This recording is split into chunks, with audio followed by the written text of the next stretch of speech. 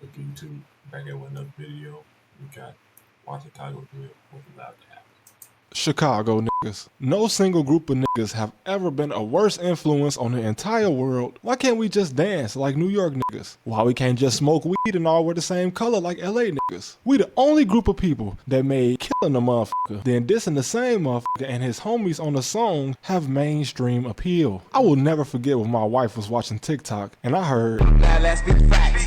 Crosswest be the gangsters, knife where we at. I was like, that sound like some very ignorant ass Chicago shit, but nah, can't be. I'm tripping. Only to find out that innocent families was dancing to a nigga dissing a whole neighborhood. This song was so disrespectful, in case you didn't know, that the main rapper didn't even get to see it go viral because he got murdered before it even went viral. Cowboy boots, bro? It's not her fault. I'm sure dad had no f***ing clue. And this was 2019, I'm sure y'all remember. But by this time, it had already gone too far. So let's go back to 2014. When there was no New York drill, at least how it is today, there was no UK drill. LA never really had drill. Them niggas kinda always gangbang way too hard. But we can safely say that at this time, drill was still just a Chicago thing. Honestly, we didn't even know other niggas in other cities even had ops. It was so ignorant in the city back then. We knew New York was fucked up in the 90s, but at this time, NYPD was on one of their 10-year runs of actually solving crimes. And also, it still wasn't a worldwide thing to gangbang and openly admit to crimes on the internet. Can you believe that? That there used to be a time where this wasn't a thing? I wouldn't know, because I'm from Chicago, where niggas been doing it ever since the front camera was invented. But it's nice to think that we as humans once didn't pretend the police didn't have access to the internet. Anyway, there was no way drill wasn't going to develop here. Chicago always had the perfect storm of gang culture, corrupt politicians, and police that don't get paid enough to die for something like this to happen. Y'all just know King Von and maybe Bloodhound Lil Jeff, but there's 1,000 of these guys. And most of them discovered around 14 years old that there's essentially no reason to worry about going to jail when you commit a crime in Chicago. No bullshit. As an original YN all the way back in 2014, walking through the hood, I used to always plan on how I would have to, let's just say, get down with any motherfucker that played with me or tried to do me harm. You see, Chicago is not a place you can just beat somebody ass on the street and not expect several bullets to come your way. The streets ain't fair. But never once did I consider that the police might want to ask me questions if I ever had to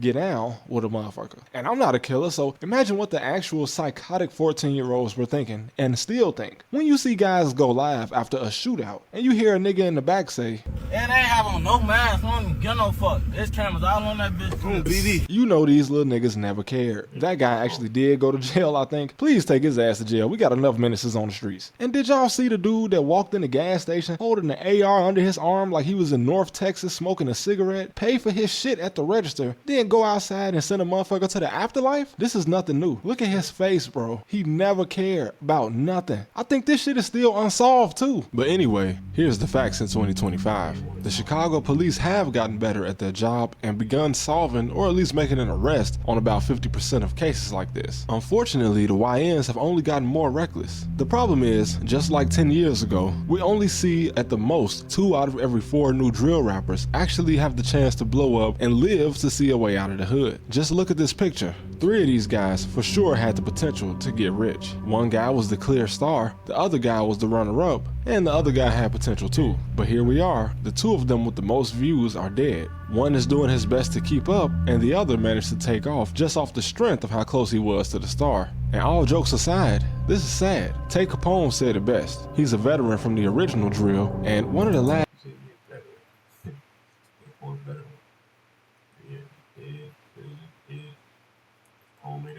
guy standing from his era. He's only like 26. He said that if one of these guys used the charisma and appeal they had to transition over to something positive, or just kept going in sports like most of them were, they would have set a new trend. The shorties want to be like these guys, whether they want to admit it or not. But half of these guys are dead. And it's a never-ending cycle that started in Chicago and still continues. I know you're supposed to learn from the past, but that's hard when you're only 16, only worried about the present. And I love Chicago. There was a time where I took part in some of the ignorance, not to the same magnitude as these guys, but it was different 10 years ago. And like New York, there's a lot of money in Chicago, which brings the feds. So if these guys don't end up in the morgue, they end up in a federal facility where there's no parole, no probation, no learning from your mistakes, just you, 4 walls, and a bunch of niggas who could have been something. I hope this reaches everybody living in these type of environments. There's more ways to make it out than just music and sports. But the problem is, most of the guys in the spotlight never planned on making it out in the first place. When you live in that life, it might look fun and be fun, but these guys know they only living on borrowed time. And at a certain point, they just find themselves going with the flow of things until it's over. But a London video might be coming soon. I heard y'all got 900,000 cameras. That's crazy. And you motherfuckers be walking around like Jason with these big ass machetes? Yeah, y'all need help, man. I'm gonna start doing my homework immediately. Watch that. But it's crazy as in Chicago or any city really, so many different people from every other place. They're all talented. You don't even know. They can always blow up. But in Chicago, they just killing each other. It's crazy. Hope y'all enjoyed the video. Like, comment, subscribe, catch up boys and man. Peace.